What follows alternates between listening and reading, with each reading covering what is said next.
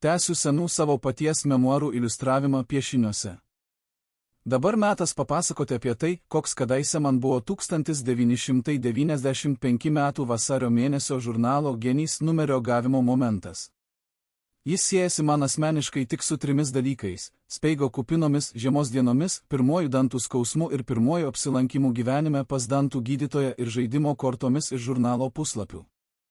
Atsimenu, kad tą vasario dienos vakarą, lauke šėlstant vėtrai, kada gavau suspaudą šį vasario mėnesio Genį, namuose nebuvo elektros srovės, ji buvo dingusi, tad ir paties žurnalo puslapius varčiau ir stalo žaidimo pasaulio gyvūnai.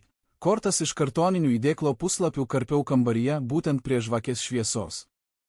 Yra išlikęs senas mano prisiminimas iš tų dienų, kad kaip tik po šito numerio gavimo, vėliau man telefonu paskambino metais už mane jaunesnis, toks klasiokas Vitka, jis turėjo pravardę Čiurka, kuris, pakintas mano pavyzdžio, nuo sausio irgi buvo pradėjęs užsisakyti Genį, tad jam dabar baisiai irgi buvo įdomu išsiaiškinti, kaip tą Genio kortų žaidimą reikia žaisti, kokios yra žaidimo taisyklės. Aš tam trečiokui vis skaičiau iš žurnalo surašytas taisyklės, vis bandžiau telefonu jam viską tada paaiškinti, o jis kaip nieko nesupranta, taip nesupranta.